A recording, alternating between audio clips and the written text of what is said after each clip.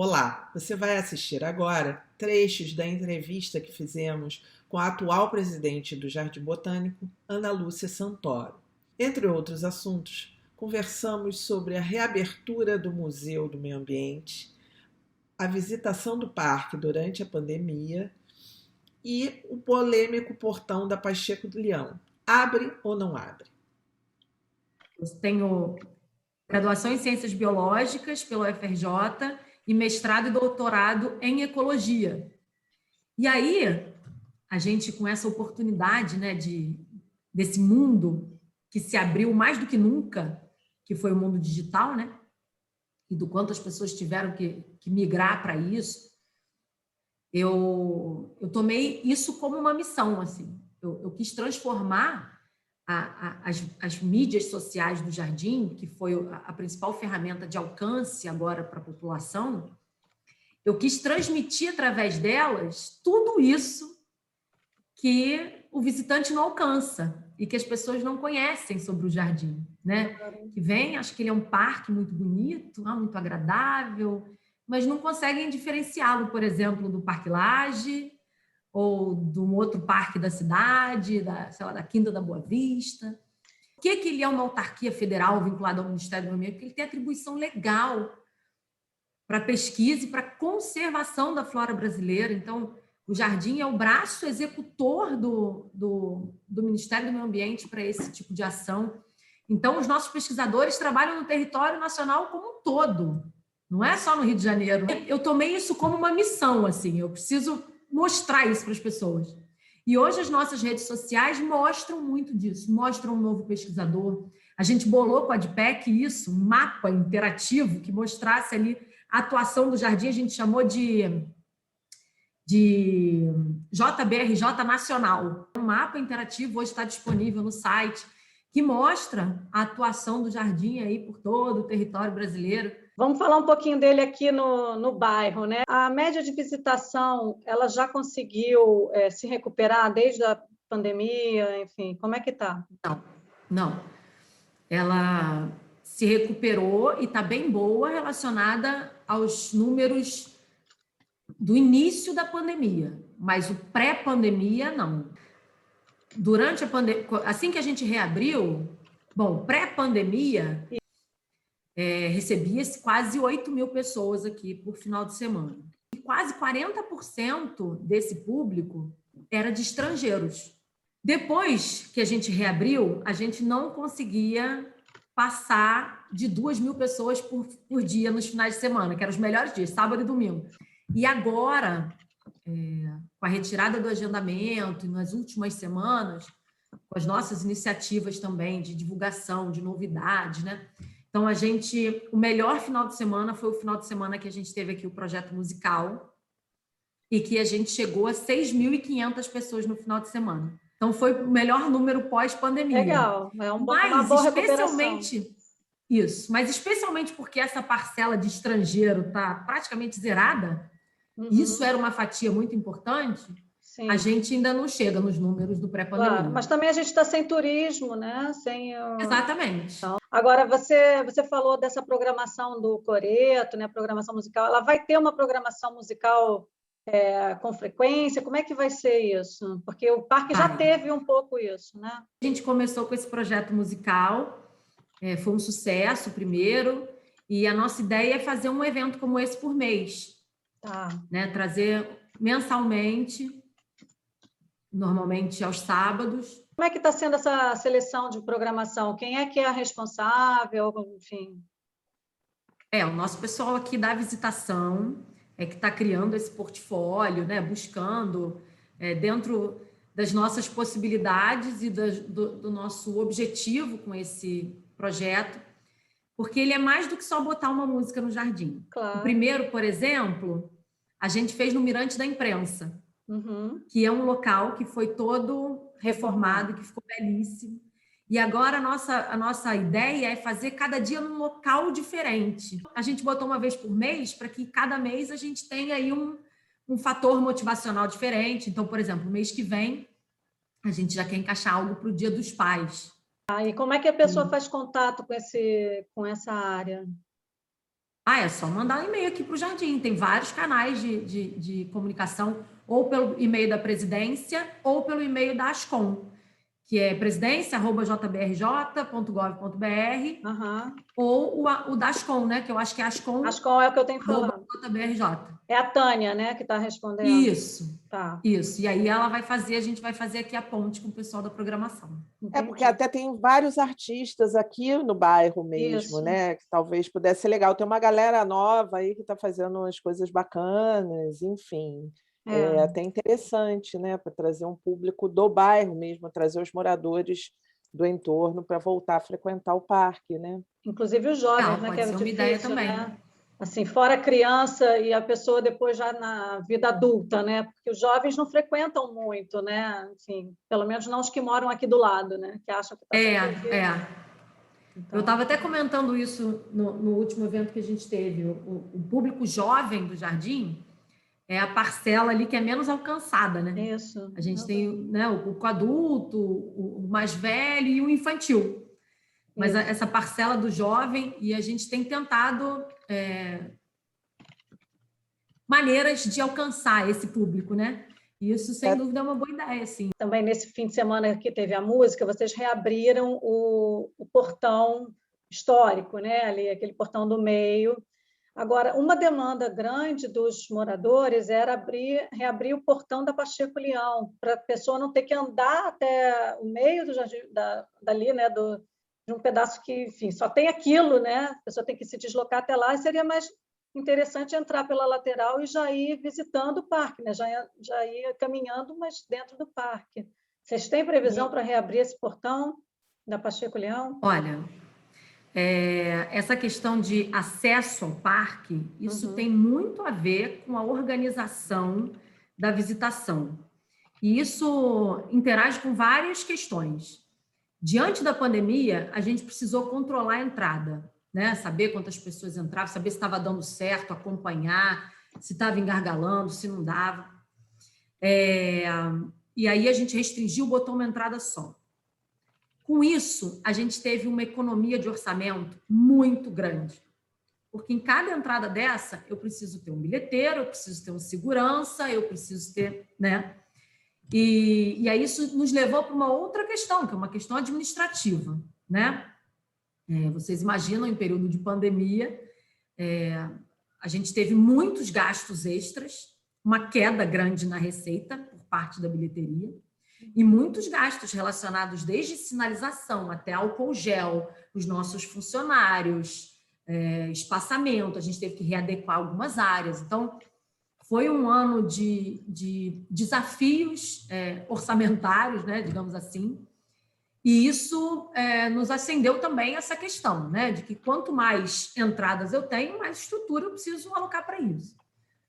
E aí funcionou muito bem a entrada da 1008, que era onde a gente provocava menos aglomeração ali na entrada, e eu preciso olhar, né, para o visitante de maneira integral, e eu preciso recebê-lo.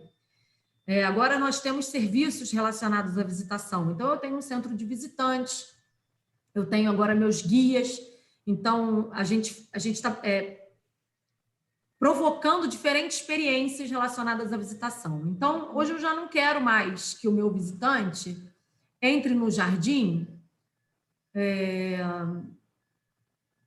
igual ele entra no Parque Lage, por exemplo. Eu quero que, ao entrar, ele saiba o que ele pode aproveitar lá dentro. Ele tenha contato com o centro de visitantes, ele tenha contato com lá na 1008,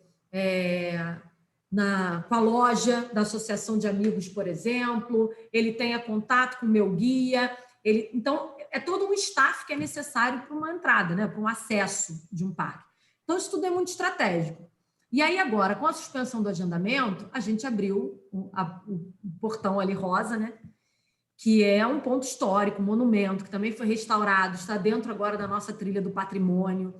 Então, ele estar fechado estava me incomodando bastante, incomodando todo mundo, porque ele, de fato, é um monumento. E isso já facilitou muito a entrada para quem vem pelo lado esquerdo, né? Agora, ali, aquele ponto de frente ao supermercado, né? Ali perto. Ele é uma demanda muito grande da Associação de Amigos, né?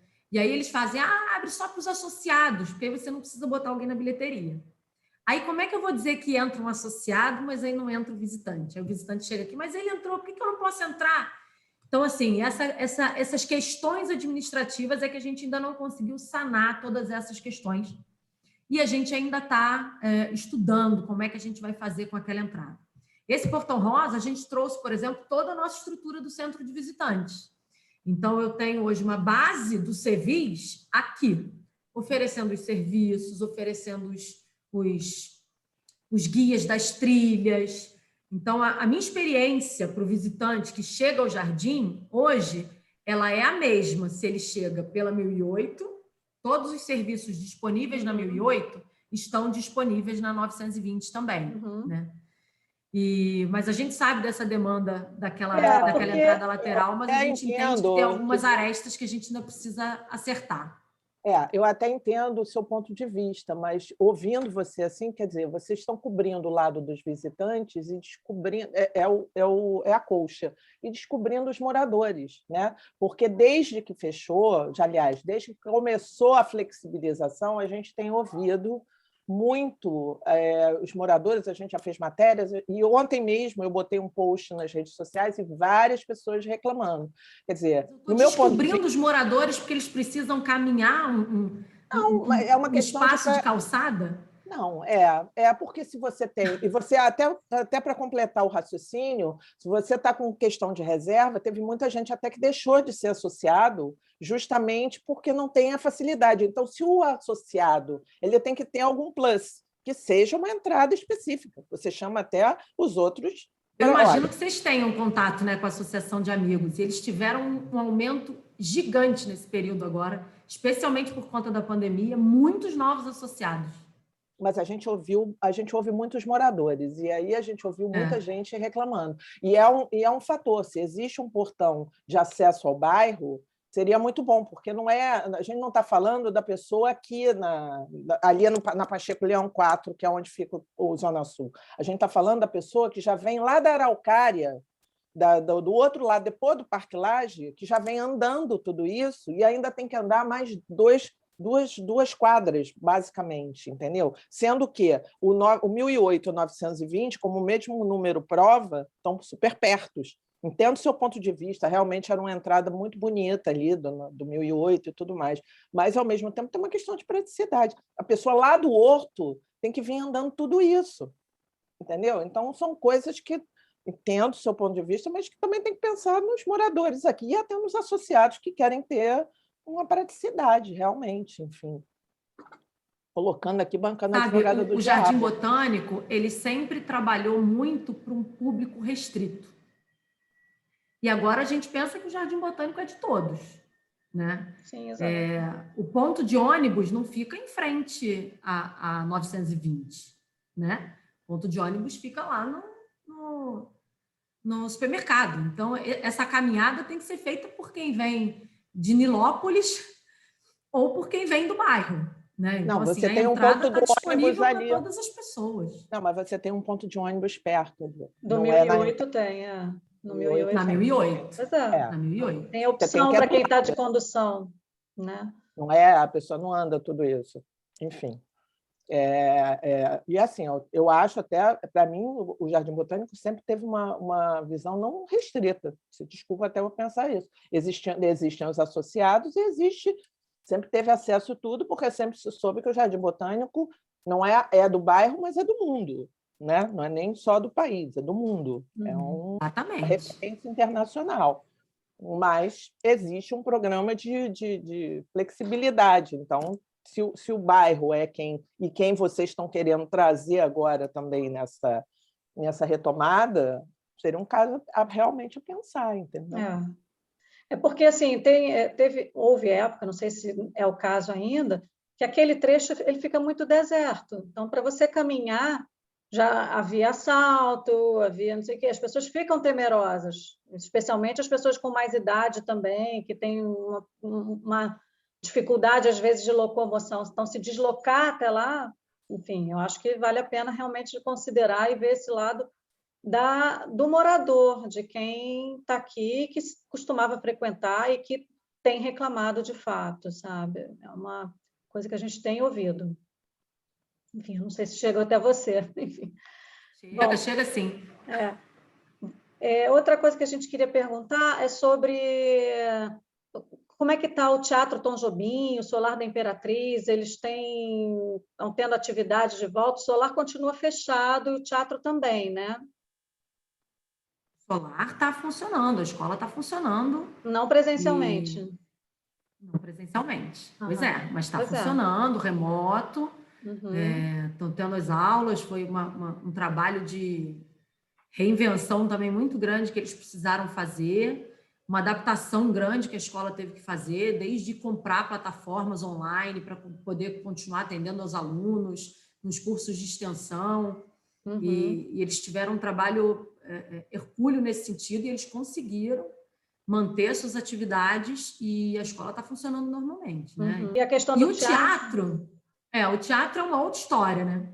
O teatro ele está muito degradado, ele está muito deteriorado. Antes de eu chegar, foi feito um processo de licitação para a utilização do espaço, que deu deserta, e foi aberto um chamamento público para contribuições relacionadas a essa licitação. O alcance também foi muito restrito, ou seja, a gente não teve muito retorno.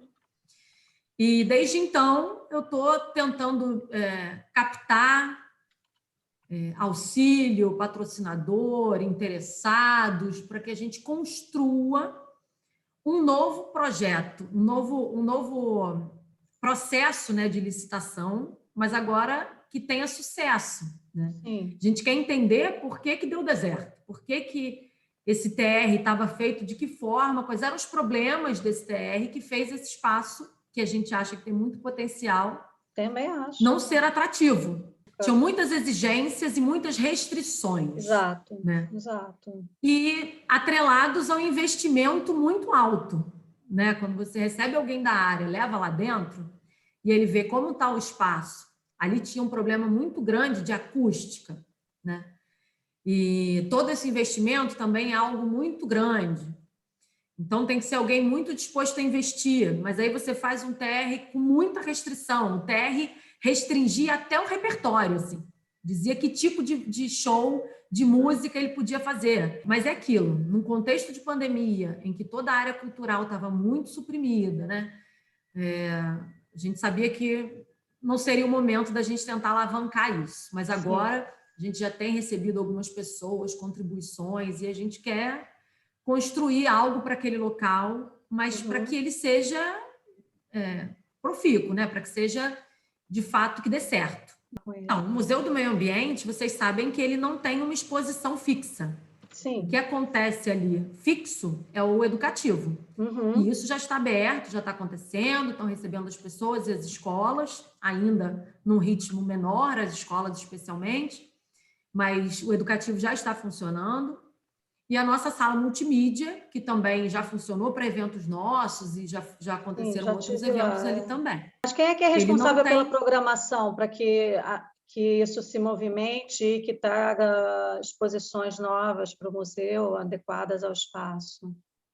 Então, a gente tem o setor dentro da DICAT, que é o setor do museu, que é quem cuidava disso tudo.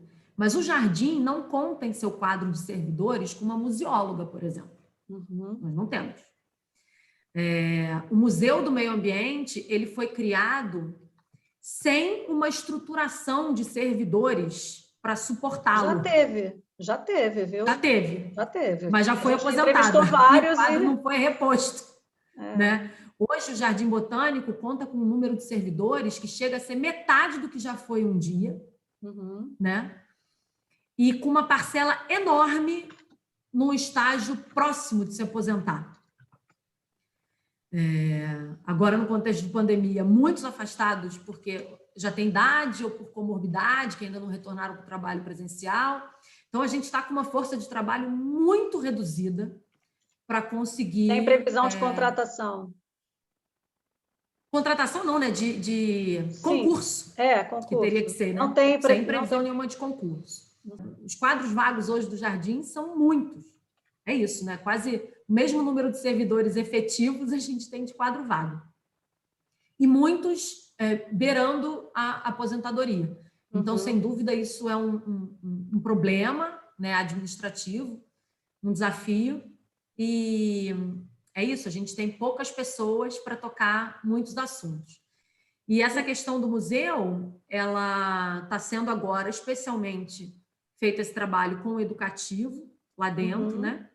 E a gente se estruturando, uma vez que a gente passe a receber exposições, isso agora também tem que ser feito todo cumprindo um protocolo, né, de segurança quem é que está responsável pela programação do espaço? Também tem que passar por onde para fazer uma proposta? O educativo é a servidora que é coordenadora do Serviço de Educação Ambiental, Milena. Ela é que está responsável por essa programação ali relacionada ao educativo. E hoje nós temos uma servidora nos auxiliando na parte do museu, que é a Gabriela. Ela não é efetiva, mas é uma servidora contratada e que é quem está nos ajudando em toda essa estruturação do que eu estou chamando de uma valorização do potencial histórico e cultural do Jardim Botânico, né? O Museu do Meio Ambiente, ele é maior que o Jardim Botânico, né? Porque meio ambiente é tudo. Tudo pode ser meio ambiente. Só que o Jardim Botânico do Rio de Janeiro é um sítio arqueológico, tem monumentos, tem uma história bicentenária, tem um acervo riquíssimo, tanto botânico quanto histórico. E um acervo que está fragmentado, espalhado pela instituição. Então, todo um trabalho de reunião, identificação e curadoria desse acervo interno está sendo feito, para que isso também possa ser disponibilizado ao público. Por exemplo, a gente vem aqui nas nossas visitas ou nas escolas que a gente recebe, a gente sempre fala da Palma Mater. Ah, mas a Palma Mater morreu, ela foi atingida por um raio lá, acho que em 76 e tal, e morreu. Mas nós temos guardado num container refrigerado um fragmento da Palma Mater, na verdade, uma casca dela, que é super bacana se o visitante pudesse ter acesso a isso. Esse é um exemplo do acervo riquíssimo que o Jardim Botânico tem, né? E que a gente agora está trabalhando nisso.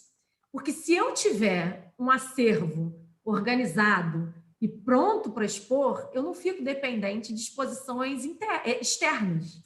Eu não fico dependente de ter uma equipe para captar exposição de fora, quando, na verdade, eu tenho alguma coisa fixa, né? Então, isso pode ser um plus, pode ser um a mais para mim. Mas o Jardim Botânico tem todo o potencial para ter uma exposição fixa, porque ele tem acervo para isso. Mas é isso, a área do museu é uma área bem carente, né? Então, se na diretoria de pesquisa eu conto aí com 30 pesquisadores, no museu eu não conto com nenhum servidor. Então, a gente contrata um servidor para poder fazer esse trabalho, e que é ele mais um, então é praticamente uma equipe para cuidar dessa questão. Mas a gente tem conseguido agora avançar e eu espero ter novidades aí até o fim do ano.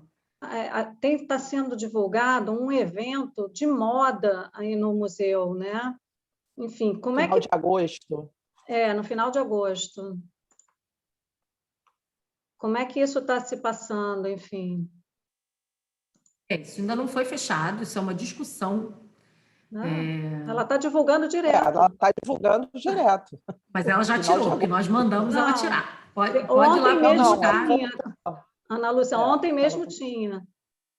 Ela voltou a divulgar, porque nós, enfim, ainda não assinamos nada. Pois é. Isso é um trabalho que está sendo construído e é uma permissão de uso do museu, né? Como para uma coleção, é uma permissão de uso do espaço, como a gente faz para outros espaços também.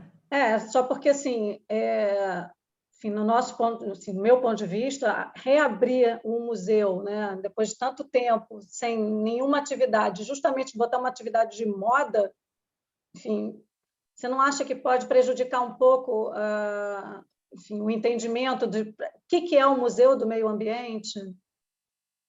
Olha só, eu acho que o que prejudica é ele estar fechado.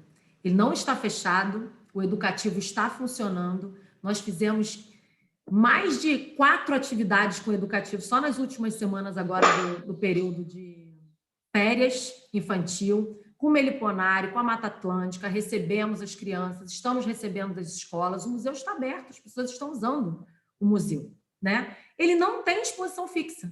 Uhum. E eu não tive interesse de ninguém para expor no museu. Eu não tenho exposição fixa. Uhum. Eu dependo de alguém para trazer. E eu Mas tenho deixa eu espaço dizer, ela paga para aluguel, utilizar. ela paga aluguel para usar o museu? Paga permissão de uso do espaço. Mas você não acha que fica muito fora do contexto fazer uma exposição de... Não é nem uma exposição, é uma feira de moda, Carandaí Mas 25. que contexto? Contexto Contexto meio de ambiente, quê? sustentável. Ué, Um mas contexto, será que a exposição dela não vai trabalhar esse tema? não é exposição.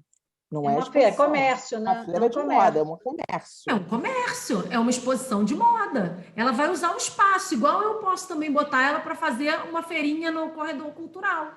A gente já não Mas tem então feirinhas você no está corredor dizendo que cultural? qualquer pessoa que tenha dinheiro e tem uma coisa para usar vai ocupar o museu do jeito que Se quiser. não for conflitante com a questão ambiental, não vejo problema. Ela vai pagar a permissão do uso do espaço, isso entra para o nosso orçamento, tal como a feira que usa o corredor cultural, alguém que esteja interessado em usufruir do galpão, fazer um serviço no galpão. Se não for nada que danifique o patrimônio, que atrapalhe o funcionamento do jardim e que não tenha nenhum conflito relacionado à questão ambiental, não vou botar ninguém ali, sei lá, para produzir fumaça ou para... Aí não. Mas cumprindo todos os protocolos, alguém que não tenha... Não vejo problema. É uma permissão de uso do espaço público. Ela vai pagar. Uma exposição, museu, né? quando ela é cultural, que tem fim cultural, ela pode ser o quê? Isenta da permissão de uso. Que era isso que se fazia, né? Então, se eu hoje tenho... Eu já estou, inclusive, pensando não, né? Recebendo a demanda de uma exposição para o ano que vem, mas aí de cunho cultural, ela não vai pagar para usar o espaço, né? Agora, esse para fim comercial, eu tenho uma portaria, que não é minha, que é anterior da instituição, que prevê permissão de uso do espaço. Que espaços? Nessa portaria está lá tudo previsto. E inclui as salas do Museu do Meio Ambiente. Então, eu vou permitir para que ela utilize aquilo. Sendo um evento que cumpre todos os requisitos dessa portaria, a gente está fazendo o que o regramento da administração permite. Você pode informar qual é o preço do aluguel do Museu do Meio Ambiente? Eu não vou saber de cabeça, mas tem a nossa portaria. Tá. Está publicada em DO e no nosso site institucional. Okay. É a portaria de permissão de uso do espaço. Lá prevê qual é o valor para permissão do corredor cultural, que a gente tem feito muitas feiras, do Galpão das Artes, do Museu do Meio Ambiente, são áreas que já estavam previstas. Tem o próprio Cevis, tem previsão de valor para o gramado em frente ao Cevis, tem previsão de valor para a escola. Uhum. Então, isso não é uma política de agora. Essa portaria é anterior à nossa. Uhum. É uma portaria que permite a permissão de uso do espaço, e ela prevê valores para aquilo. Você tem alguma coisa, aquela história de hotel boutique, como é que ficou? Enfim, existe ainda essa proposta? Está sendo estudada ainda? O que aconteceu? Não. Existe a proposta de nós dinamizarmos o museu, tal como nós estamos dinamizando todo o restante do Jardim Botânico. Igual a gente falou aqui pro teatro, né? E lógico que a gente quer pensar o que fazer, como melhorar, para aquilo não ser o elefante branco, que muitas vezes é confundido, né? Mas isso não funciona dessa maneira, não se transforma qualquer lugar num hotel boutique de um dia para a noite, muito menos na administração pública. Enfim, aquilo foi essas coisas de mídia e que depois geram um reverbério absurdo, sem fundamento nenhum. Não tem nenhum processo, documento, encaminhamento, nada nesse sentido, que pudesse embasar algo mais concreto com esse objetivo. Mas teve gente lá no Caxinguelê, aquela área ali do Horto. Como é que vocês estão? Vocês estão com algum plano de fazer alguma coisa ali? Porque tinha uma história de um restaurante ali também. Tem alguma coisa nesse sentido? Caxinguelê, lá ali dentro do centro. Lá no finalzinho, Horto. depois ali perto do Aqueduto da Levada, aquela área da... Não, no aqueduto. Tá bom. Não, é que o horto eu estou pensando lá em cima no nosso horto florestal, lá perto da escola. Não. Ali fica o nosso aqueduto. Eu, inclusive, tenho uma casa em cima dele que eu preciso pagar um segurança para ficar ali disponível só para abrir e fechar o portão para ele poder entrar e sair com o carro dele. Ele fica em cima do aqueduto da Levada. O aqueduto foi todo reformado e entrou na nossa trilha do patrimônio, e ali na frente do aqueduto é que a gente tem uma área grande que a gente quer fazer um projeto de expansão do arboreto.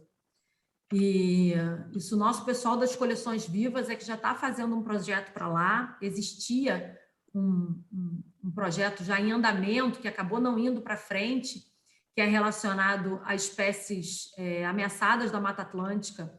Se você for lá, tem até uma placa já. Neste local serão plantadas espécies da Mata Atlântica, blá, blá, mas isso acabou não indo para frente. Então, a gente está estudando, sim, um projeto de expansão para utilizar melhor aquela área ali, de frente para o aqueduto, né? Justamente para que as pessoas cheguem até lá. O aqueduto é um lugar que as pessoas não vão, que o visitante não vai. Foi construído até um banheiro enorme, que fica aqui atrás da Casa Amarela. Tem até a área família, um banheiro enorme que fica fechado, porque é uma área que o visitante não acessa. E agora, com a trilha do patrimônio, que inclui o aqueduto na trilha, alguns visitantes têm vindo mais para cá, né? E a nossa ideia é justamente expandir ali para a área do aqueduto para valorizar também aquele pedaço. Mas essa expansão vai ser comercial? É isso que eu ia falar. A expansão vai ser comercial?